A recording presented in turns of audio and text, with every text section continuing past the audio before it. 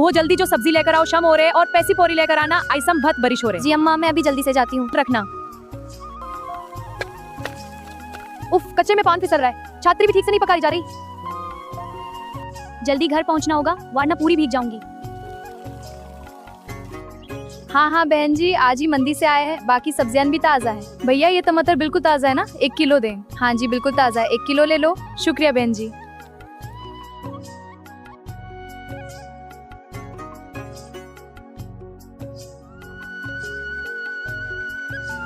कितनी देर तक मैं ये दो मुलापन बर्दाश्त करूंगी? ए मौला, ये बारिश तो मेरे आंसून को छुपा लेगी, मगर मेरे दिल की जलान को कैसे ठंडा करेगी। इस स्थान में भी मेरा दिल दुख की आग में जल रहा है। ओए लड़की, कब से बैठी तेरी राह तक रही हूँ, जल्दी से जा और मेरे लिए कड़क चाय बना कर ला। जी अम्मी। साथ के जाऊन अपनी बहू के। देखो बेटा, कितनी थकी हुई है बेचारी, सारा दिन काम करती है और फिर मेरे लिए इतनी मजेदार चाय बना कर लाई है। जी अम्मी कोई बात नहीं। सही कहा अम्मी। उनके सामने तो मुझे ठंडी चाय पर भी दुआएं देती हैं और पीछे मेरे लिए एक निवाला खाना जहर कर देती हैं। कितनी देर तक मैं ये दोमुलापन बर्दाश्त करूंगी? आए मेरे मौला, ये कैसी तकदीर लिखी है तूने।